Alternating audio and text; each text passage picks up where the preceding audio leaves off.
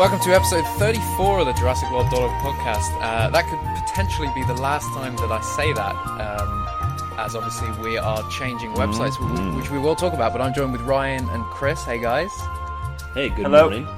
Good morning to you guys. I'm also joined with Josh. How you doing, man? Hey, how's it going, guys? Online alias, give us your online Twitter name, or is it just Josh? Twitter, it's just like Joshua _ Malone. Okay, there we go. But your JP name was Dark Rex. Yes, on JP Toys, yeah, Dark Rex. Because I went through like a major emo time in junior high school, so. You were a Dark Rex. Oh man, yes, did you like the? So you probably really like that. Was it the 2004 JP3 Ultra T-Rex repaint? Yeah. Actually, I do kind of like that one. The one with like the chocolate brown with the red stripes. Yeah, I really like that one, to be honest. Yeah, it also it matches the persona. Yeah, for sure. But no, you know what? I still like that one. Stands out. I mean, this is quite interesting. I'm not sure where Ryan was at this stage in his young life, but me, Chris, and Josh were all on a JP Toys forum back in the day. Yeah, it's actually how I met Josh. Yep. Long time ago, man. Long time. I wasn't as active back then. I would usually, even back then, I would tend to find like hard to find news or scoops, and that's like when I would usually swing by JP Toys. I'd be like, "Hey guys, check this out," and then I would just kind of disappear into obscurity, into the night. Yeah, and but I didn't communicate with a lot of people back then. I was kind of more reserved into myself and would just kind of drop news, and then I was a big lurker. In terms of socialness, like I was not social. I would just kind of watch, be like, "Hey, is there any new toys?" Nope. Okay, bye.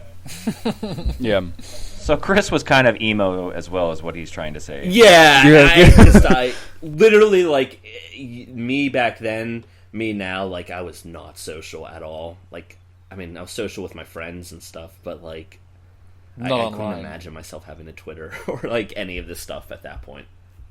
Yeah, I was 15 in the year 2000. So I was at that age where I was like, "Man, you're an old man." I still really like JP Toys, but I'm not going to admit it. So, I mean, and of course, I liked it, and I was at that time. I was all about.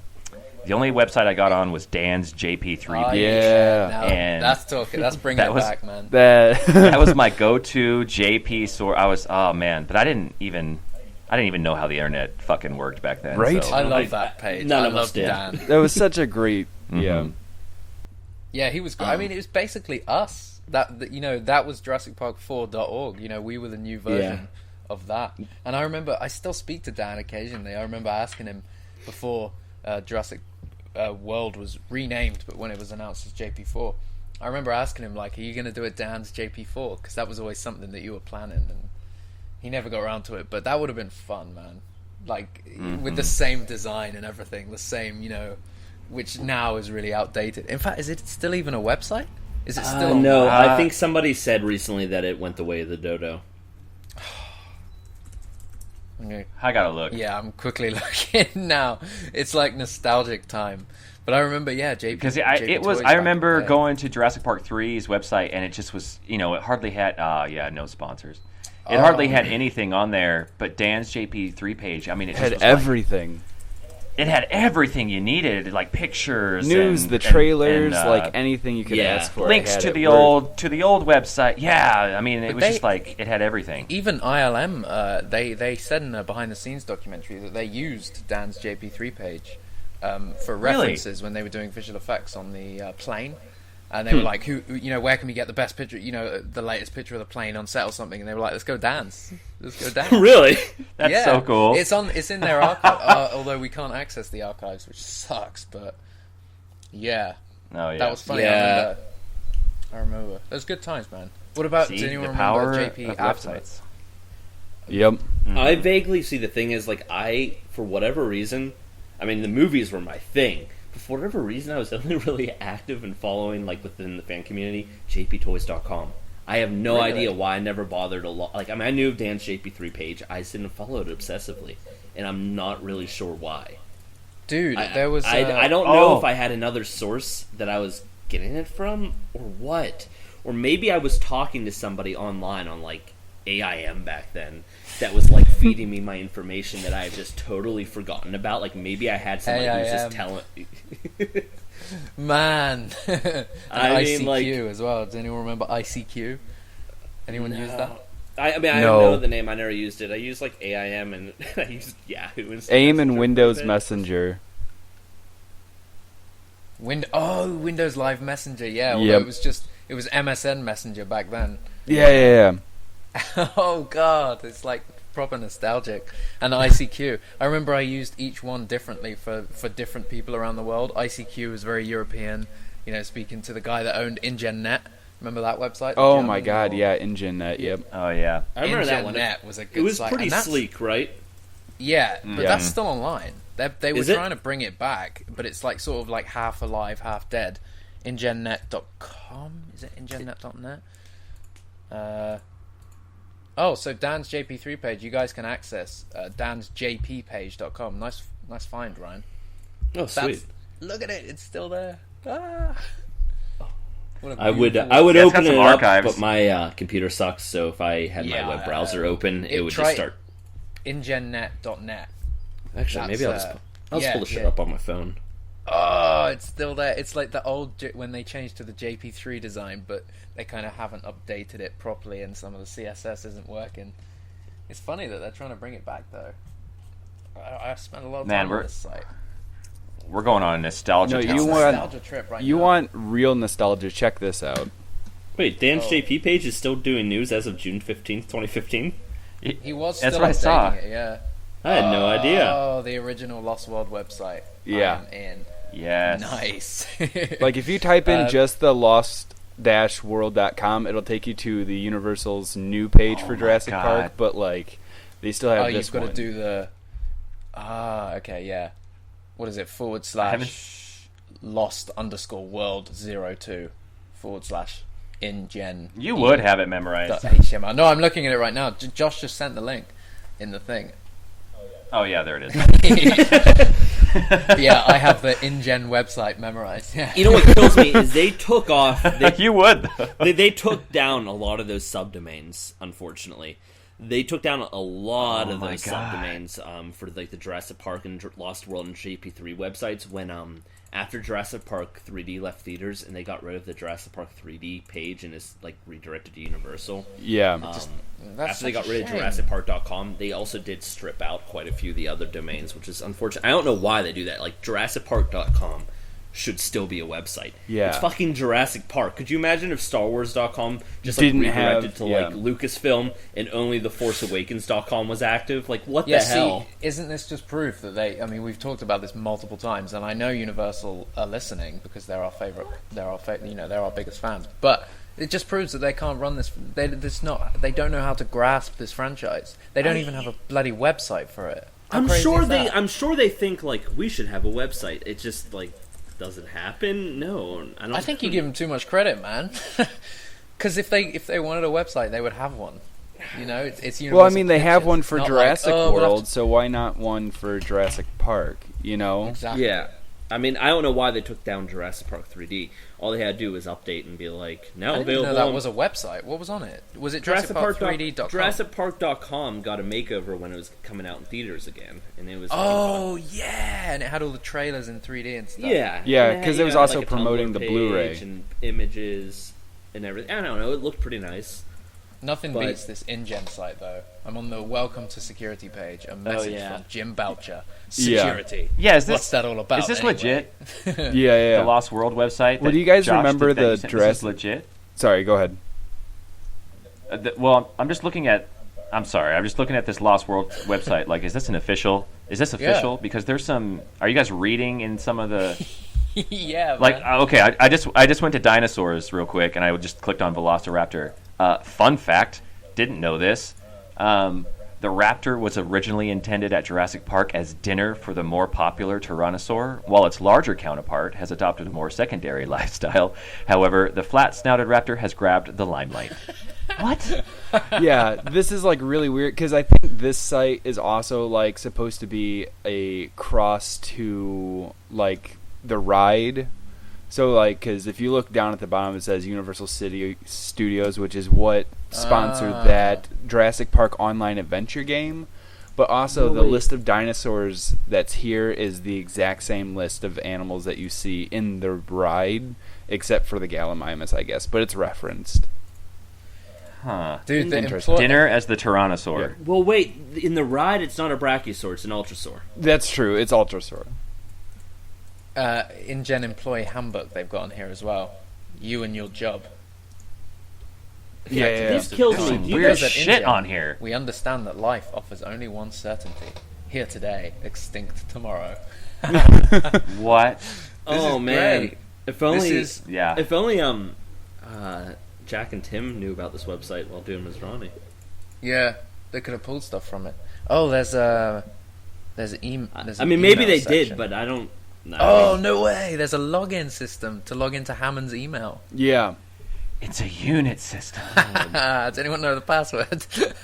No, I've this. like tried scouring the internet for the password and I can't find it.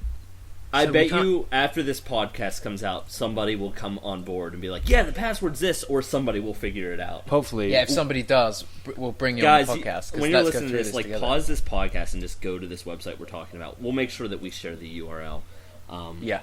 Oh my Well, god! Yeah. go on lost-world.com/ingen/index.html and that the website's built with inline frames. Jackson S. Outbox Nightmare. See, like, what originally it was... Rick, guys, this is an email from Dr. Stephen P. Jackson. Subject is Nightmare. Megan, I had the worst dream last night. I was sitting naked in the park, wearing some kind of Triceratops-shaped unitard. Do we sell these? What? If not, make a note. Dinosaurs. Oh my The god. compies were the cutest and so frisky. Suddenly, I heard a huge rumbling sound. It was the big purple dinosaur, only like 400 feet high, and he started to trample on all the other dinosaurs with a big smile on his face, singing that stupid song over and over again. I love you, you love me. It was horrible. This is What? probably Who wrote this? the most amazing. We haven't even...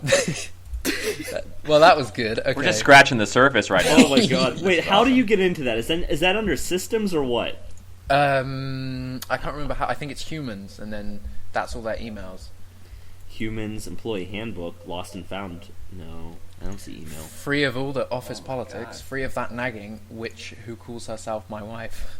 It's really personal. Like, someone's really like got deep in this. I can't link you directly to the email page of the site because it uses inline frames, but I think it's under systems actually. There's one from Ludlow, but that's password protected as well, which is a shame. Yeah, the way that it used to be is like when you go to the original Lost World webpage, like you go into Hammond's room, and I know that there was a desk that you could rifle through papers and find the password and login information, but since that page Yeah, it was like on a sticky note or in his notepad. Yeah, since that's not there anymore, it's like... Wait, no, I'm on the page with the desk. Oh, are you? I bet you can find an image. Yeah. I'll bet if we How are find you an on that, image Chris? of it. Chris, I don't know Link. what I did, but What's the yeah. link in your Let me browser? see. Holy Here's shit. his desk. no way! I remember found this it! site too much. Yeah! Guys, how? What's the link? What's the link? Lost-world.com. And, hold on. / Oh, site_B. The wait is over. Satellite transmission. Oh wait, it just linked me to Jurassic World. Oh god. Really? I just sent the link in the text box. Hammond's office. Oh, okay. If you Yeah, get hold rid on. of Hammond's office, it's doing Click something. wall I'm map to literally accept just on download. Hold site up.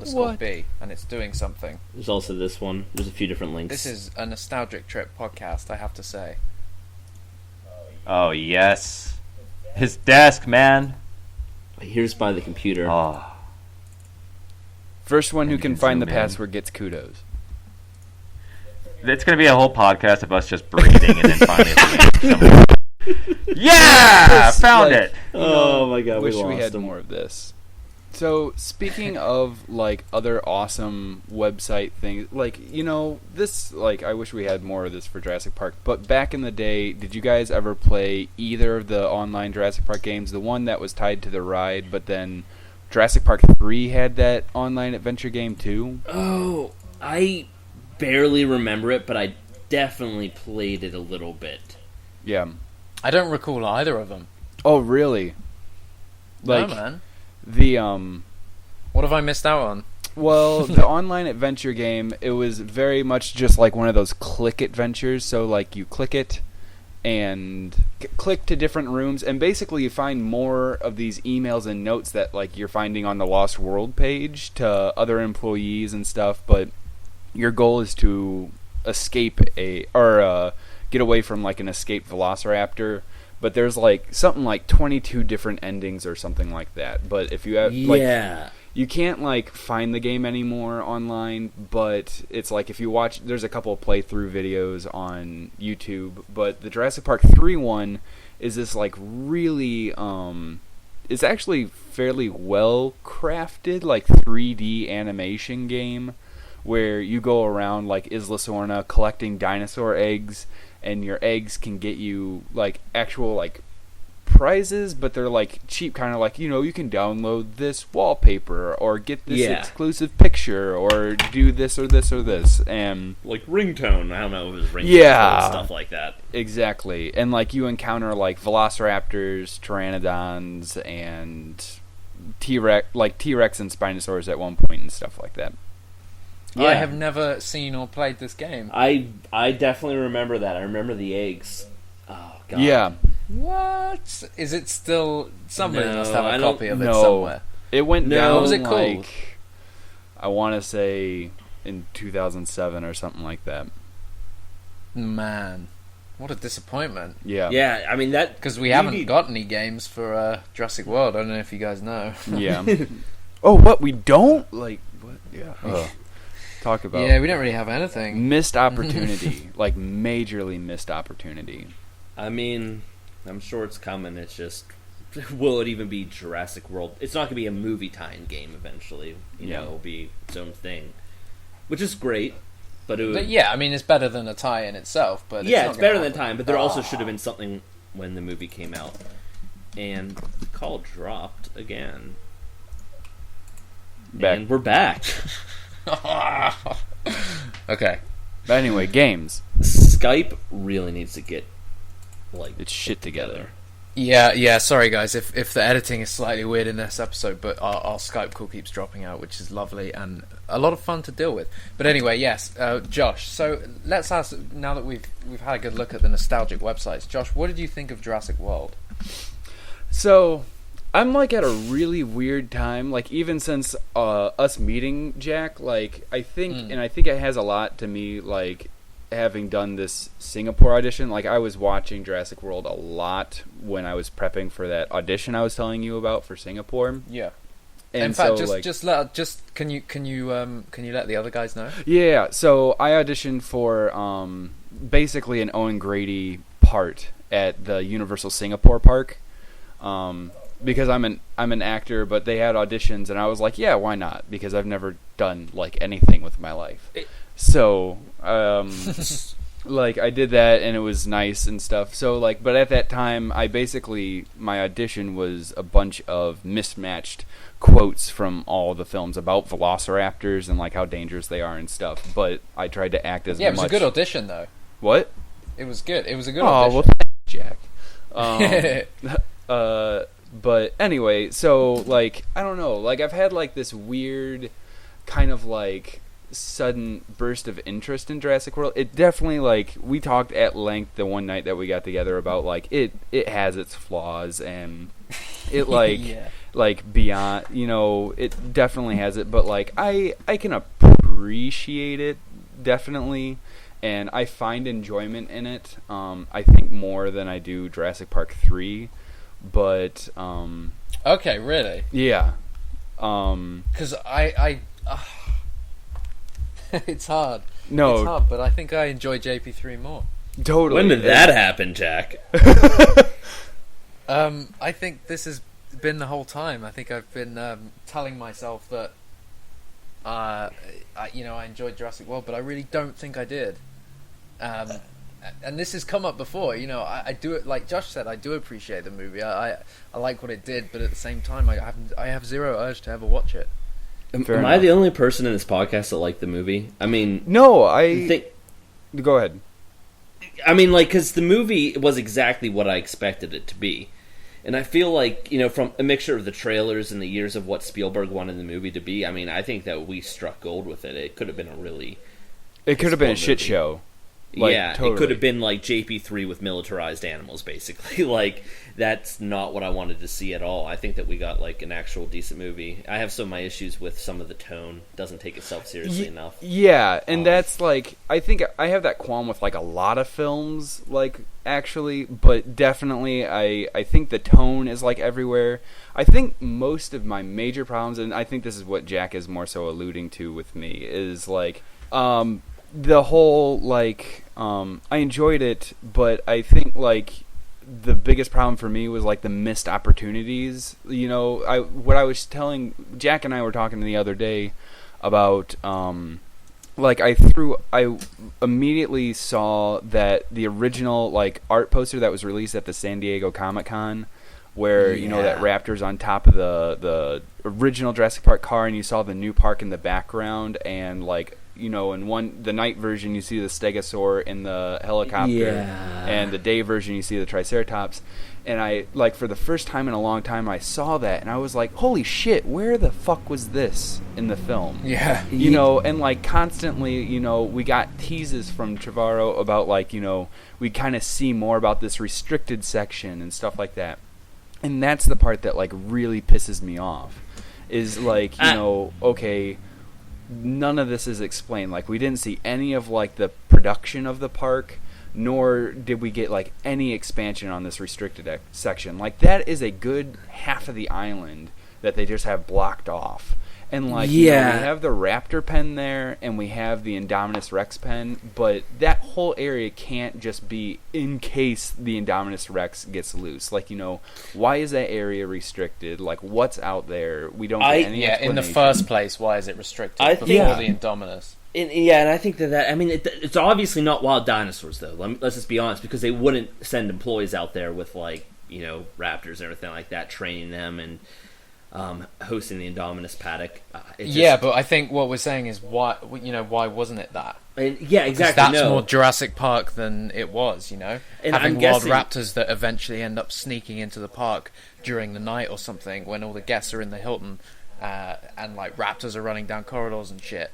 Yeah, at that point, it's just a different movie entirely. And, but I mean, I will say what I was definitely expecting something from that Englert poster. Right away when you see, like, the park being built, like, I'm like, oh shit, is this going to be our inciting incident that the movie opens up on? Or, like, are we going to see this, like, really cool kind of, like, juxtaposition of events that just kind of, like, show you the park getting built, and, like, you kind of get, like, is it going to open up on this kind of, it's been a while since there's been a Jurassic Park movie, so let's fill you in with a really cool, like, sequence of watching maybe, like, even, like, a scene like that poster where you see some wild raptors, like, watching as the park gets built, then you see some guys come in with, like, tasers, and then it just, like, cuts to current cuts day to black. Like I was so sure we were going to get a prelude like that, because all of the other films have, like, a really interesting prelude. And like, this one, it just had the egg. Opportunity. Yeah, and this one was, like, the one that they could have really done some cool things, like, because this one's the one that's like, man, what are they going to do with it? This is the one that they could have really done some, I don't want to call it fan service, because it's more than just fan service. I think that there's definitely the chance for fan service there, but I in terms of storytelling mechanics, and like, material visually and storytelling that, like, you just aren't going to have an opportunity after this movie to touch on. I think that it just gave a very unique opportunity that it brushed past. I think that's one of my biggest gripes right there, is it set up such a cool premise, and then it destroyed the park before we even got to explore the park. Yeah. And That's what's frustrating, but it's not a bad movie. I enjoy the movie. Yeah, it totally. just tried to do 20 things. It tried to do like 3 movies in the course of one movie. In the course of one movie at like 2 hours, yeah. And it's just Yeah. like, most movies, Batman vs. Superman, can't even do that in 2 hours and 30 minutes, Oh my god. Batman vs. Superman was not a movie. It was a series of scenes. It was an awful experience. I have never been so miserable in a movie in my life. But I think what also is like, I think Jack and I had talked about this before about how, like, we think there was supposed to be stuff in the film that just wasn't. So, like, if you look at the original press release for, like, the Lego sets, they said that they were going to take scenes directly from the film. So then I'm left wondering, okay, where is the scene where the Dilophosaurs chase Zack and Gray? That wasn't in the movie, and where I can promise you is that. the scene where they capture the Tyrannosaurus Rex? Those weren't in the movie. Lego just made that up, to be honest with you. Did they? Okay. I can tell you that like, because I know I've never read the script. I'm still trying to get a hold of the script. I would love to read the script. I'm just curious. And plus it's a good learning experience for me. Yeah. But I know people that have, and that stuff was never in the script. So Lego just bullshitted. I mean, who God knows? Maybe it was in very early versions, like maybe the Silver Jaffa script. Yeah. Like. It's very That's possible. the one I want to read. It's That's the Jurassic very World possible script that they I wanna had see. it in that one. I'm not entirely certain, to be honest with you. Who knows? It might have been in there. Yeah. And maybe Lego was, and maybe they had early concept art, because we know that, I mean, in the Jaffa Silver script, the animal is called the Malosaurus. Yeah. And we know the Malosaurus looked kind of similar to the Indominus Rex. It was basically the same idea. Yeah. And concept art has slowly come out, like especially storyboards with the Malosaurus. Mm-hmm. And But I mean, Josh is right though. I mean, like we know that from deleted scenes and stuff that we've seen in the past, there was a lot in this movie that didn't even make it to the Blu-ray under deleted scenes. oh yeah, Yeah. And I think one crucial point that we discussed, and I think every time someone mentions it, still bothers me: East Dock sign. Yeah. Yeah, I don't know why that wasn't in the deleted scenes. Now, especially come since- on. I'm sure it wasn't Come anything on. special. It was probably just the kids walking through the woods, and they probably trip on a sign, and then they look down and go, huh? And then it probably goes on, like it's probably like a 3-second scene, but put it in Who the cares? deleted, Why put did it he in tweet deleted that? scenes. Well, and then also, like, the promotion with Barbasol. Like, why would they go out of their way to have the promotion with Barbasol? Oh, I'm so Again. happy that Barbasol can was not in the movie. Yeah. I might be the only person, because I don't think there's any reason why that should ever be in the movies. The dinosaurs never went extinct, so nobody needed them to clone them. Nobody would know where the can was. It was before like there would be like a GPS tracker in it, so it doesn't make sense to me. I might be alone because I know it's like a really cool but I fan think service moment. what he's saying is, why did they spend so much time and money doing a Barbasol tie-in when they didn't even reference the can in the movie? because it's cute and fun. I don't know. Yeah, That one I out don't of all mind. the things that could be cute and fun, it seemed. I mean, I love Barbasol and I loved what they did and stuff. I thought it was great, but it like Josh is saying, it's weird because they didn't even reference that canister in the movie. Well, So it just I'm seems glad like they a didn't strange reference thing it. to have tied in when they could have tied in anything else, that was actually in the movie. Yeah, well, what else was in the movie? To be honest, I mean, they had Mike and Ike's, and that was there. You have Starbucks, Pandora, Jimmy Buffett's, Margaritaville. Like, there's shit ton of product placement. Jimmy Buffett did a special. Yeah, they movie did. June. Yeah. Yeah, Jimmy Buffett did for sure. Unfortunately, the Margaritaville in Pittsburgh had closed like last year, so I wasn't. And I was thinking about That's a doing like shame. a road trip to go to one just for the hell of it. But you know what? I had margaritas at the after party at the premiere, and Jimmy Buffett was there playing live. So Nice. I kind of did it, I guess. You had your experience. I You had my your Jimmy experience. Buffett Margaritaville experience, even if I didn't do it at a Jimmy Buffett Margaritaville. I had a really good obviously, jalapeno margarita. Really good one. So Jurassic World, like as a whole, Josh, like it's okay, like in your opinion. Yeah, like, I think it's okay. I find the entertainment in it. I think that it does add more to the world, and I think it does satisfy. I saw it 8 times in cinemas, so I'm not gonna like sit here and lie and be like, well, yeah, I feel like I wasted my money, because like I don't. Like, I feel like No, I spent it well. It was nice to have that experience, and there are like some choice moments in that film that I think really stand out for me. But I definitely think it has its issues, and it's more. I feel like this might be blasphemous to some people, but like I feel kind of the same way I do about like The Force Awakens. It's going to be more so about like, okay, yeah, it's nice we retreaded on a lot of this and you changed some stuff up, but it's more so like where it's going to go from here for me. Yeah. And where do you think it's going to go? I have no clue. I just want scary. Like, I really want it to get back to, you know, and I really like... terror. You know, tension. I hope that it goes straight more for the tone that Crichton gets in his novels about, like, you know, it's almost more of, like, it's a thriller. Like, even the first film had it, like, really well. Yeah. And stuff. And, you know, maybe, like, the third act of The Lost World had it. And I'm just, like, I really... want that feel like inserted again. Like it had it at one point in Jurassic World, and it was like a straight up aliens, you know, scene. Oh, the raptor sequence, turned. yeah. And like that I was wanted a really cool more sequence. of that, but Can I want to bring something up, and it's about us and our expectations for the movie, and like our feelings with Jurassic World. And you mentioned that you saw it 8 times in theaters. I know I saw it like more than that actually. And that's the one thing I want to bring up. That's not a normal way to see a movie. Of course, we're going to be extra nitpicking. The experience is going to change. When you see a movie that many times in a short amount of period of time, it's not going to have. You're not going to feel as wondrous each time you see it. And we have to kind of temper our expectations and to be realistic with ourselves, because we're seeing the same thing over and over again. We're going to notice things. You really need to take your first few experiences 1 or 2 or 3 times and really build off of that before you kind of snowball into. Guess what? You're seeing the same thing so many times. It might grow a little stale, and you don't want to overexpose yourself to it. And I think that's a real risk. And also with fans, you know, as fans, we all have our expectations of where we want the story to go.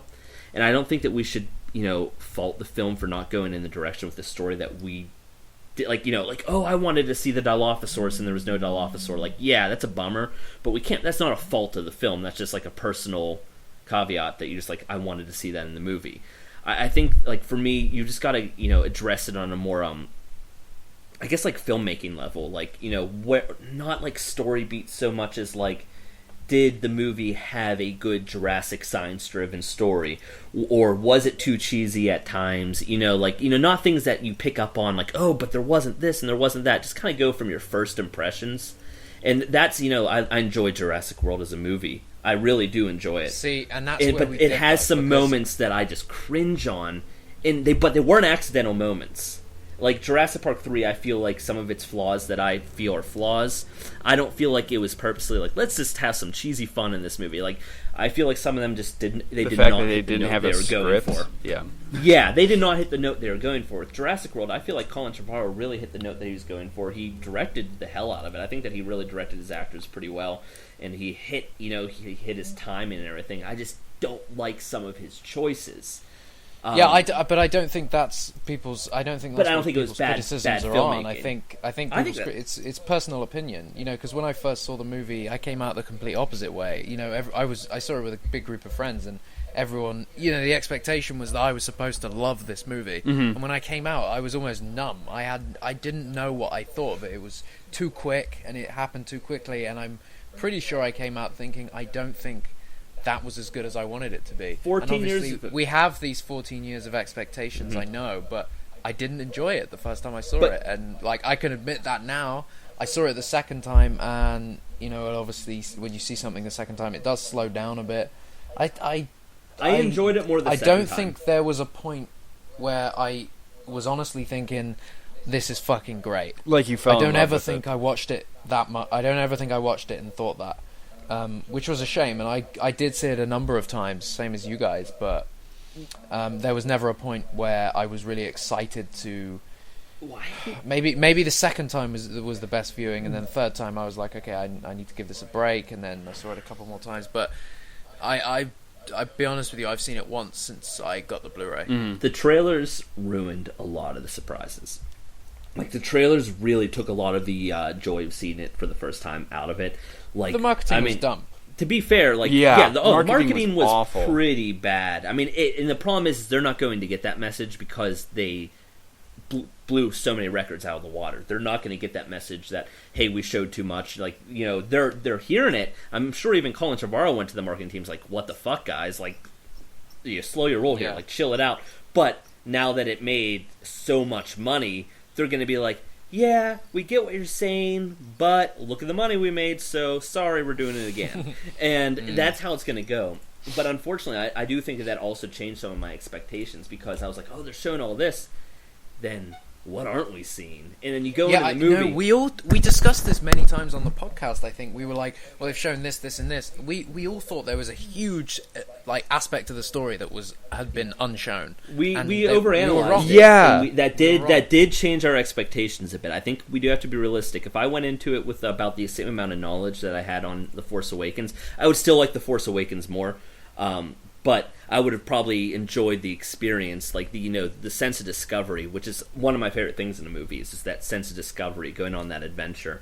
But they, like you said, they ruined that with the marketing. Yeah. So we kind of did ruin that for ourselves in our position. I mean, that is something that we do have to kind of acknowledge in our position. We're gonna be exposed to every little piece of marketing.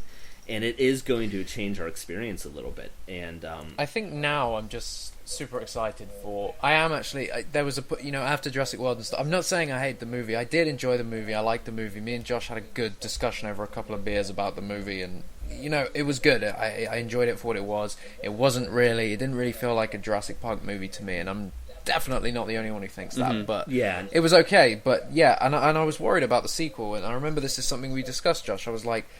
just every aspect that they think that they're going to take this movie in, I'm worried about. Yeah. It was until J.A. Bayona got signed, and when it was literally that moment I read that he had said Spain as a location, there's just something clicked, and I was just like, boom, we're moving forward, and this is going to be a Jurassic Park sequel. And there's just something clicked, and now I'm just really excited for the sequel again. Yeah. So, this franchise still has life, obviously, and Jurassic World did an amazing thing. It brought it back to life. And the sequel is something I'm looking forward to. And Chris, you pulled up this quote before from Trevorrow, yeah? Yeah. Shout out to Sickle Claw. It showed up in my feed, I think, yesterday. And I totally had forgotten. I know, and we cover this quote in a past podcast, which is really funny. But I'd totally forgotten about it because recently we've been talking a lot about the military aspect of Jurassic World and how we're afraid the sequel's going to double down on it.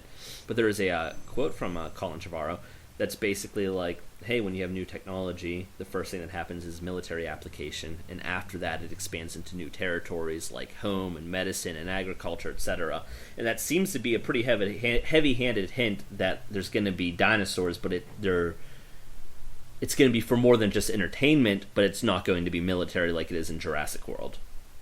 Mm-hmm. And if you want to read the quote, if you have it up, I don't have it up anymore. Yeah, I've got it here. He basically says, it will not just be a bunch of dinosaurs chasing people on an island. That will get old real fast. So we know that it's very unlikely that we'll return to the islands. If we do, it will be either...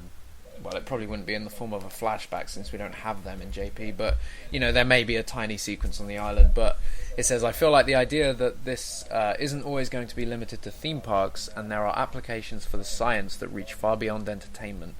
And when you look back at nuclear power and how that started... The first instinct was to weaponize it, and later on we found out that it could be used for energy. And then he goes on to say, and this isn't something necessarily that was in the book, but is a seed that I wanted to plant in this movie, But is a seed that I wanted to plant in this movie is that might be able to grow. What? In more of these movies, if they decide to make more of them, is... What? Okay, this is a bad quote, but... what if this went open source? It's almost like InGen is Mac, but what if PC gets their hands on it? What if there are 15 different entities around the world who can make a dinosaur? Sorry, that last part of the quote was awful, but I feel like Jurassic Park engine is Mac, and Jurassic World engine is PC. Yeah, like discount engine. Engine is not Mac, not anymore. As soon as they went military and kind of lost the fucking plot, which, I don't horribly mind it as much as I just don't want it to continue in that direction. I think it worked well in Jurassic World. It was pretty enjoyable. But I said this when it happened. When the raptor bites, when it fucking kills Hoskins. Yeah. It's almost like he was killing the idea of military dinosaurs and stuff, because it was him that was leading it. Exactly, and it went wrong. The raptors went haywire, and then they killed Hoskins. It's kind of like, it's a perfect perfect symbolism if that's the case. Yeah, I mean, if that was intentional, if that's what their meaning behind it was, then I'm glad, because I don't want to see it go military. I don't know anyone who really does. There are a few outspoken individuals who do, but they're very, very, very few. It's just like, some people are like, yeah, I just want to see Mercs versus dinosaurs, and I'm like, okay. That's not Jurassic Park. That's not Jurassic Park. I understand if people want that movie, that's fine. Film is subjective as a whole. Yeah. But that's not what Jurassic Park is about. Let another I franchise Jurassic do that. World, I think that's what I've read, and from other people as well, and my own personal opinion is that Jurassic World nearly went too far away from what makes Jurassic Park Jurassic Park. All the elements of the movie that we like, and all the elements of the movie that keep it flowing, and Jurassic World, maybe it tried to keep some of that, but it didn't succeed. But I do hope that the sequel goes in that direction. I hope that it, like Josh said, feels a bit more like a Jurassic Park, maybe a Crichton-esque thing. And with J.A. Bayona saying that he's studying the novels, I think that's excellent. Although I'm pretty sure the script's already written, right? Yeah, I mean, well, seems a bit late for him. What I don't agree. Sorry, as well, just to interject, what does interest me is that they haven't met yet.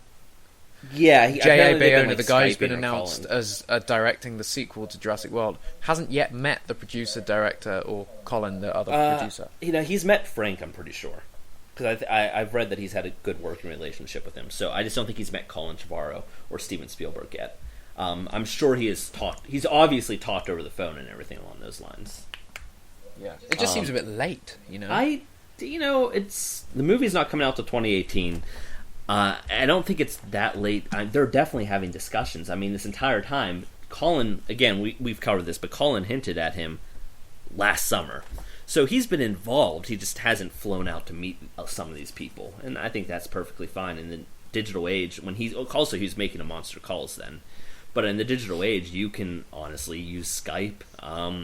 Assuming it works for you, you can use Skype or other applications to call. And no, I mean we know that they've were doing some blue sky art a long time ago for the sequel, just kind of exploring some of the visual new directions the movie could go. And as for the story by Colin Trevorrow, that's locked in. Just like the story, Rick Joff on Amanda Silver still got a story by credit on Jurassic World, even though the last time they had wrote anything was back in 2012. While the story is sort of locked in, the script could definitely change and evolve, as it probably will continuously do so up until the day they start shooting, just with refinements and maybe him saying, hey, this new character that you introduced, it'd be really cool if we changed the name to this character and changed their motivation to match this character from the book. And him studying the book also isn't just so much a story thing. It could also just be making sure he directs it with the right tone and feeling. Yeah, of course, and I think that's what excites me either way, is the fact that he really is referencing all that source material. But then obviously Colin did. Colin played the old video games and stuff like that, and a lot of it just didn't make it into Jurassic World. Jurassic World was more of a video game. I don't mean that as an insult. I mean, it was a little more like gung-ho, guns blazing. Yeah, that's true. That's true. And I think Jurassic World was exactly what it meant to be, for the most part. And again, I'm not saying that they failed. Me not enjoying it is not saying that they failed to make what they. It just wasn't the movie you exactly wanted. I'm just saying it wasn't what I thought it should have been. Yeah, no, and actually, I'm exactly there with you. Like, Jurassic World was not the Jurassic Park 4 I wanted, but it was way better than the Jurassic Park 4 I expected, and it actually was a good movie. But now, going forward in the future, I want a more Jurassic film. 100% hands down. What's beautiful about The Force Awakens is it's a Star Wars film. Through and through. And Jurassic World doesn't fully feel like it was confident enough to embrace its own identity as a franchise, and it felt like it had to modernize too much. It's just it modernized. A big blockbuster. And that's what I think most people are hoping for with the sequel, is that they kind of tone it back a bit. But I mean, the movie could be selling the movie based on who's in it rather than the story. I think that's where it becomes well, I mean, I don't know. Again, they did cast Chris Pratt before he was a huge action star, so it wasn't anything like that. I mean, if they wanted to sell it's the as soon as that movie came out, it was like, boom, Bryce Dallas Howard and Chris Pratt signed on for the sequels. I don't care, man. That's not why I go see these movies. I know, but that's why a lot of people see these movies. And if you have if you have the ability to announce it, why not? Because it grabs attention. I don't see anything wrong with that. as long as behind the scenes they're focusing on the right things, which they obviously are. Yeah, but because they wouldn't so far they're not. That's what I'm saying. Well, no, I don't so they agree. can say all these things, but so far, you can't say they're not focusing on the right think things.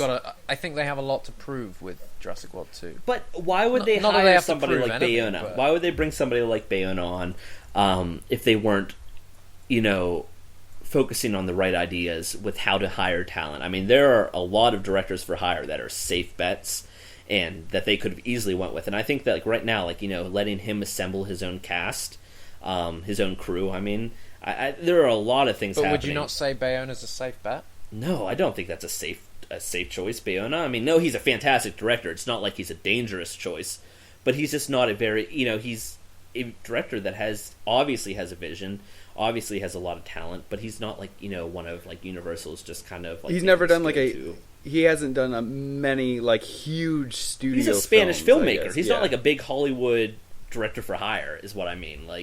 That's the safe bet. Definitely. I'm pleased with that choice. I think it's a really good choice. I think this is why my excitement has really come back, because it's clear that they really are trying to make a Jurassic Park sequel the way it should be made. That is clear, and I'm excited. And obviously, I do get a little worried every now and then, but like Assis says, Jurassic World's happened. That's it. He if they improve, cool. If they don't, whatever. What We've I'm got saying the is original 3. They're hiring by talent, not necessarily name recognition. Bayona isn't some sort of huge recognized name. For hardcore film fans, sure, people know The Orphanage and The Impossible, but he's not some sort of huge. They did not hire some guy out of name recognition, and they could have easily done that. There are a lot of people out there that are probably well recognized directors, safe bets that you could probably hire and be like, oh, okay, look at these 20 films he's got under his belt. These 20 decent films this guy's got. There are a lot of different ways they could have went. And I think that they're definitely trying to hire somebody that has a vision and somebody who's talented and passionate. And the fact that they've been on Bayona for a long time, as we know, is it's a good sign. I'm glad. I think Colin's made a really good choice with him. The fact that he's a Spanish horror director is just fantastic. Yeah. The fact that he's a horror director at all is excellent. All of his movies. The Impossible wasn't. That was a good drama, but The Orphanage, all of his movies are vivid and raw, and even from what we've seen of A Monster Calls, even though there's a lot of CG in that trailer, something about the visual style looks so vivid and raw and real, if that makes sense. This looks intimate, and that's something that we've always talked about Jurassic World lacking, is sort of a sense of intimacy. It gets there, but it's brushed over. It's over before you know it. And I mean, I get the feeling that Bayona's going to bring that intimacy back. Yeah. What do you think, Josh? Do you think Bayona's a good choice? Oh, I think he's a terrific choice, and I think this was something that when we met in Chicago, this is just when it was between him and a couple others or something, and we talked about that, and we both agreed he would be the best choice, we thought, because stylistically, we did, he does his own thing, and he has a very strong vision a lot of the time, and I think when he takes on projects, it's not,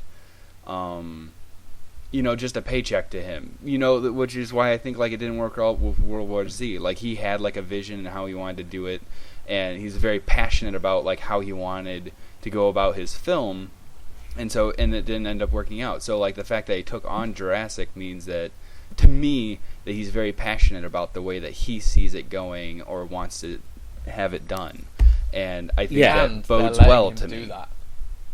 Yeah. And I get the feeling that Colin Trevorrow is the type of guy, he's writing with his style.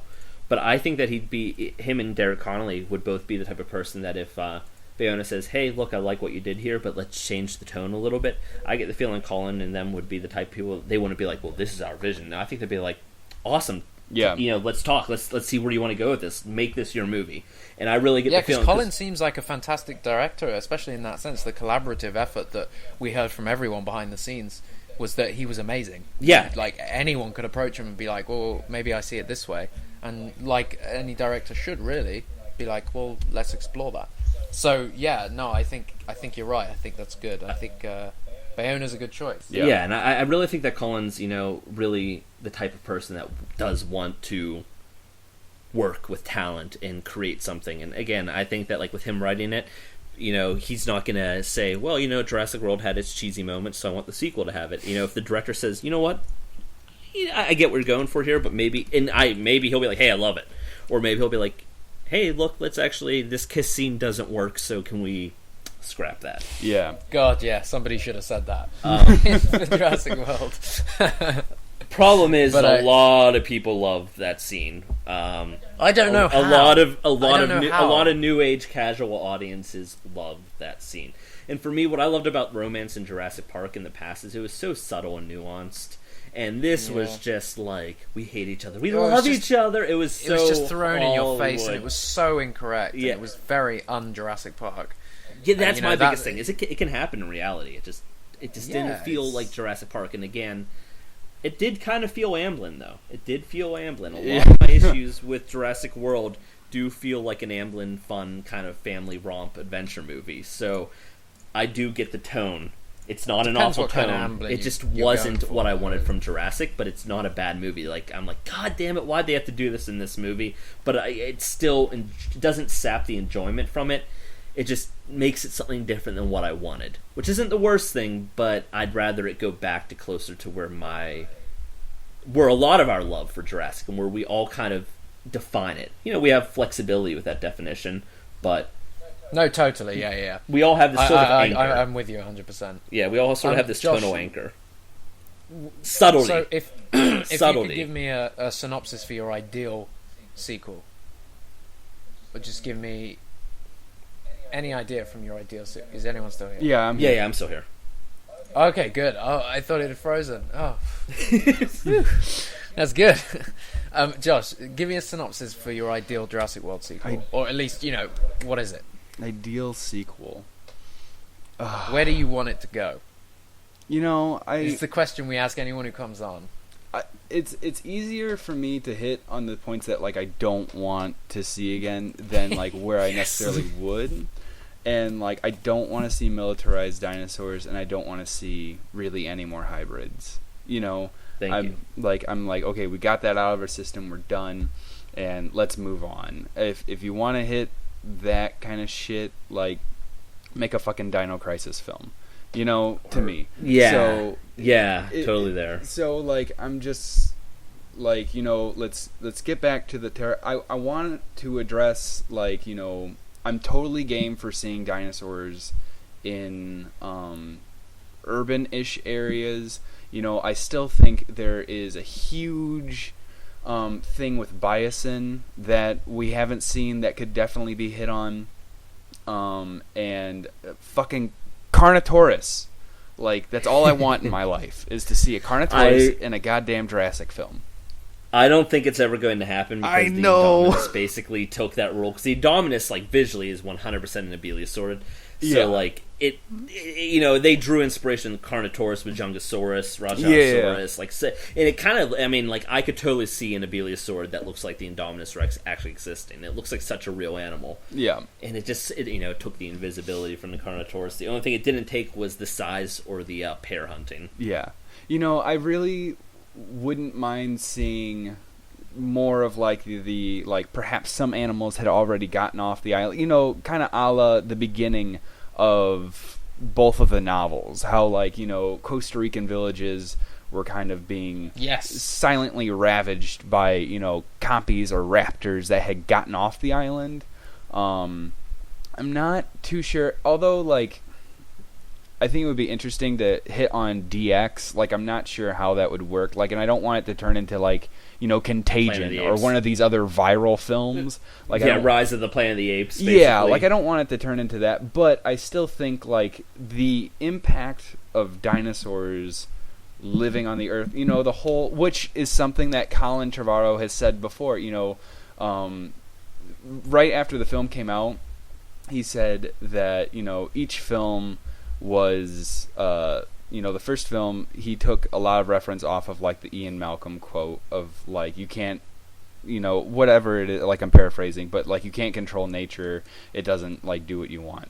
Yeah, but then you packaged it, you labeled it, slapped it on lunchbox. Yeah, exactly. And for this film, I think he said something along the lines of he's more, when he was writing it, he was focusing on Dr. Grant's line of dinosaurs and man separated by 65 million years of evolution, thrown back into the mix together. How can we possibly have the slightest idea of what to expect? Like that idea of like man's world really clashing with the fact that we brought back animals that have been dead for 65 to 145 million years. You know, like the fact that they are back on our Earth, and the fact that like you have this technology that was invented specifically to bring them back, like you can't hope to control them or the technology that you've made.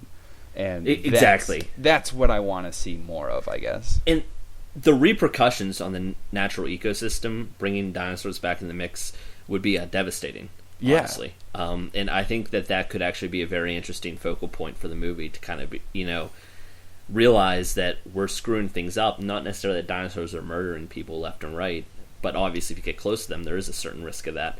But just looking at their impact on the environment, the ecosystem, and what does that lead to, and how does that affect the way that we live and the animals? I mean, because you mess up that chain, that circle of life, and it can have effects. I mean, things like every little part of the ecosystem matters, and when you introduce an invasive species, it has really weird and devastating widespread effects that you can never really guess about. I mean, you can introduce like a new fish, and next thing you know, crops aren't doing as well, like waterside crops, because it turns out that they're killing one of the animals that helped it populate amongst the there's a lot of different effects, and I think that we could I think that would make a very interesting Jurassic film. Of course, it's got to have the terror and the adventure and everything like that mixed in with as well. Yeah. Hell, I mean, that's even maybe how you can introduce DX. What if DX was spreading to not people, but like maybe what if it was killing off natural indigenous wildlife? Animals, yeah, like birds or something. When it gets very similar to the end of the Lost World novel there. Exactly. What Crichton was hinting at for the future of the franchise was, okay, so, we've had dinosaurs contained on an island for so long. Now they're a threat to humans. Now they're a threat to humanity as a whole. That's what was hinted at in the Lost World novel. Yeah. And so, that they're overtaking our cities, but it has an not impact. that. They're still invading a little bit. Threats that they have. Because they're on the boat, right, leaving Sauna at the end of the novel, Lost World. Yeah, and they discuss like extinction. They're talking about the DX. Yeah, about the extinction of humanity, basically. Yeah. Yeah, that's what Crichton was hinting at. That's where Crichton would have gone with, the franchise itself. Has he ever? Am I misremembering, or did he ever allude to writing some basic raw transcript ideas for another Jurassic novel, and that he just kind of disregarded and then wrote like Micro and other things along those lines, kind of in the same tone? There was a few interviews where he said there's something Jurassic. There's something in line with Jurassic or something like that, and then obviously he unfortunately passed away. And then Micro was announced, as was Pirate Latitudes or whatever it was. Micro was very, Jurassic Park meets Honey, I Shrunk the Kids. Yes, it was a great book. I feel like they're gonna butcher the movie because it'll be way too brutal if they don't. If they stay true, I don't want to spoil it, but if they stay true to the book, it will be brutal. It'll be amazing, but it's a very I was reading it thinking like this would be a great movie, but I was like, but how? It was one of those. It was like this isn't as simple. Felt the same way about Prey. Yeah. Yes. Yeah. And Prey was an amazing read, though. Yeah. That was a really fantastic book. Yeah.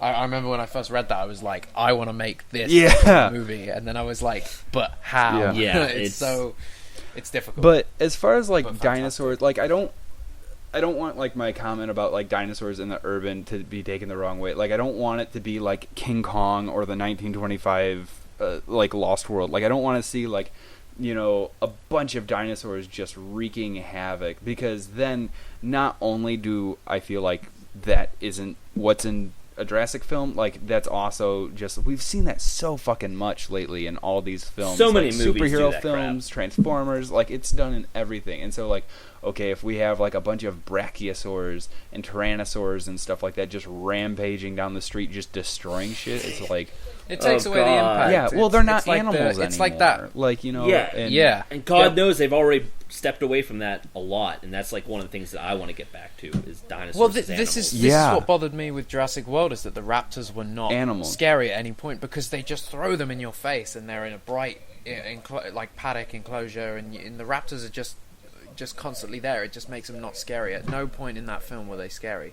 And I think that, it's the suspense that they were lacking, and they were just there. I think they came off as pretty damn scary once they encountered the Indominus and turned. No I think that way, scene, man. It didn't make them scary at all. I think that made it. You knew they weren't going to harm anyone. You just knew it. Well, I mean, you knew they weren't going to kill Owen or whatever, but I mean, they still offed they weren't scary. They offed everyone other than Owen and Barry. That's the one thing I really.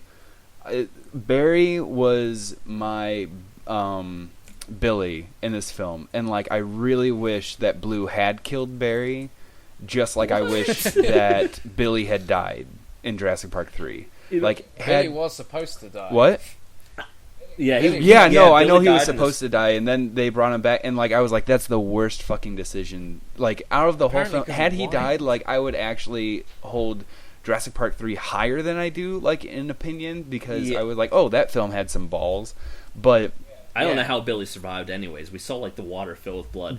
Actually, a really funny story about Barry, though. When I first saw it for the first time at the June 9th Hollywood premiere, so after that scene where the last time you see Barry is when he comes out of the log, and then you don't see him again, when they're in the final medical bunker at the end, and you just kind of see him there, he's just oh, hey, what's up? The entire audience just started screaming and cheering. I'm like, he's alive. I'm guessing that was Omar C's crowd there or something like that. But I just cracked up because that was one of the biggest reactions. The audience went. I'm like, man, everyone is really happy to see he lived.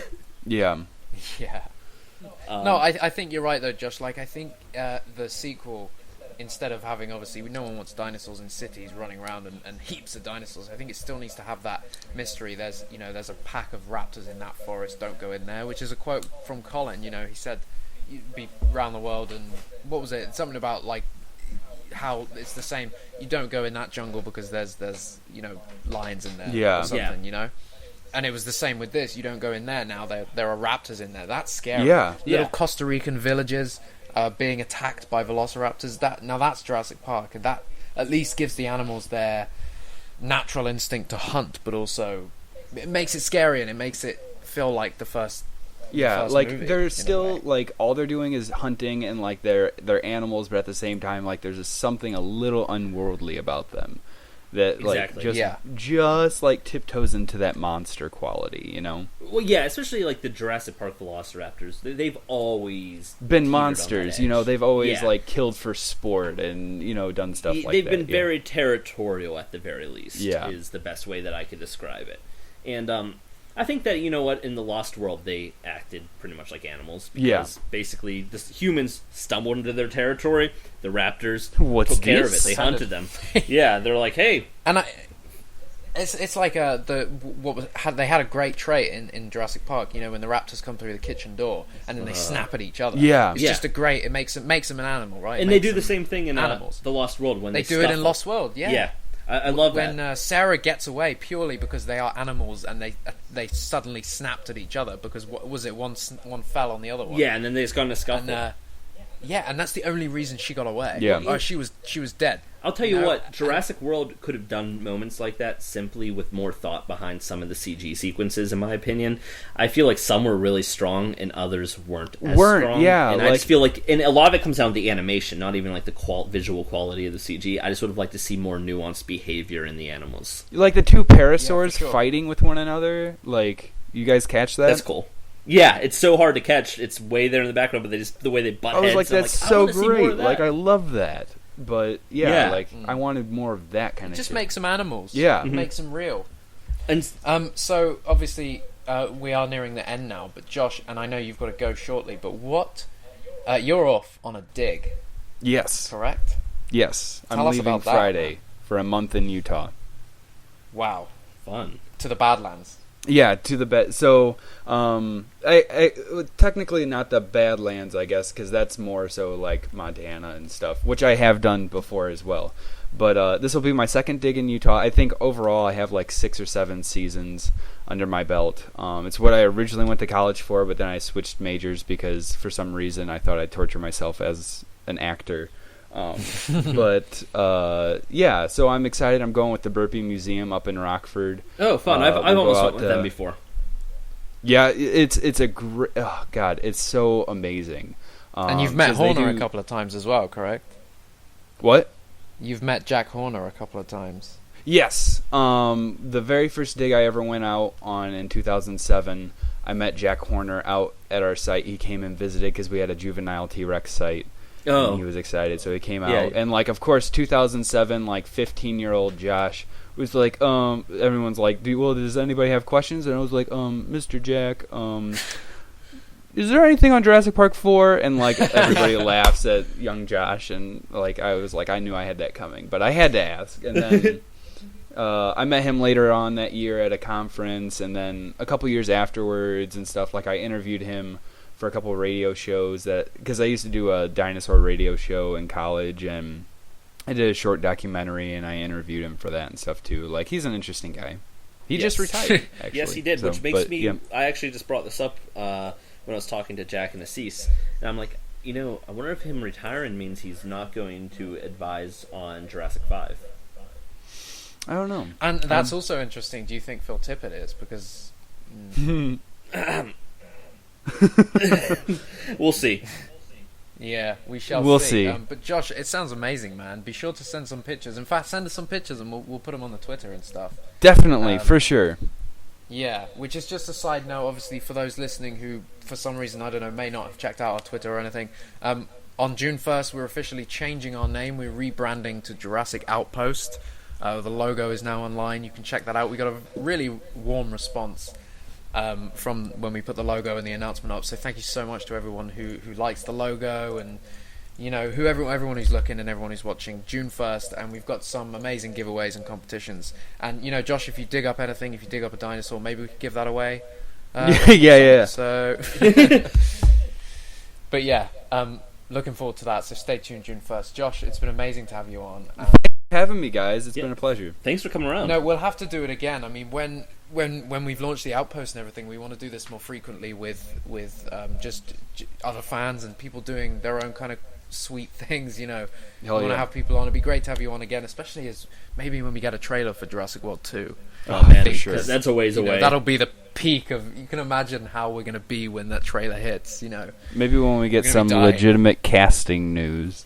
Yeah. You know how cool it would be. This is such a pipe dream, but you know how cool it would be if like one of our first teases, like an image tease for the Jurassic World sequel, is like a glimpse of an animatronic. It just like just like the foot of like a raptor animatronic or something. You're just like, fuck yes, they're doing it again. Like, thank God. Yeah. Like, it's actually happening this time. Yeah. That's what we pray for. That's what we hope for. But the toe claw just moving. Yeah. Like, that's all it's I like want. a GIF like of an it. Instagram post. Yeah. That would be cool. Well, we can only hope. Josh, like I said, it's been amazing to have you on, man. It's great to speak to you. And, we're going to try and come to Chicago again, so hopefully I'll see you soon. Definitely. Because it was great to meet you. I think just as an end point, that's like a final thing. I met Josh years ago when we were both kids just talking on JP Toys, and somehow we both ended up friends on Facebook, and I know you helped quite a bit with Prime Survival back in the day. Oh, God, yeah. But, it's like... It's kind of proof, like, we met in Chicago and not one of us died, Like, it's proof that online friends are, can... Do you know what I'm trying to say? Like, they're real people. No, totally. And you're not the only one. Like, I've met, like, so many other people from different Jurassic Park sites. Like, it's great. I haven't had a bad experience with the people that I've met either, which is really interesting. Like, we've both seen... I met Jack Owens... I think it's Ewan's, but from the Jurassic Cast podcast. We met in London before Jurassic World came out. And, yeah, like, I don't know how me and him became friends, but it was through, like, Twitter and Facebook back in the day. We were both, Jurassic fans, and he was writing, and I was making films. And you both were named Jack. We both were named Jack, so we were like, well, we must be friends. Like, But, yeah, no, it was great. And... yeah, that big Outpost meetup will have to happen soon. Yeah. We'll get everyone down. Yeah, no, we really should try to plan something special, like for like even maybe like everybody in the community at some point that can realistically do it. I don't know. These are all things to think about, but moving forward, I think that we should really try to breach into large, new, expansive, and exciting territory. Definitely. And speaking of new and exciting territory, we should just do a little tease here at the end that we have some fun guests coming up on the podcast. We don't have the dates exactly set in, but we do have fun guests coming up.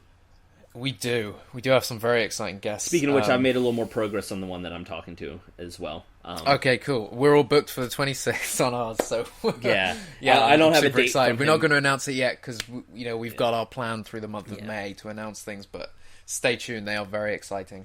I don't have a date. Third for or my guy fourth yet, time I've said this, but now. Sorry, yeah, go on. I don't have a date from him yet, but he's going to give me a call tonight and just like chat and so kind of get a feel for things. He said. Sweet. Well, I gave you that list of dates that we worked out for the first guest. So just work with one of those days, just not the 26th. Perfect. Josh, thank you so much for coming on, man. Yeah. Listen, no enjoy the dig. Thank you very much. Yeah, go dig up a dinosaur. Actually, I've been telling everyone in the paleontological community, if anybody discovers a new abeliosaurid, they've got to name it the Indominus Rex, assuming it looks similar. Assuming, yeah. Tell me that wouldn't be funny. Like, they create their own dinosaur to trademark it, and then they can't trademark it. That would be funny. Totally. Cool. All right. Well, nice to speak to you guys. And all right. Farewell. Farewell. All right.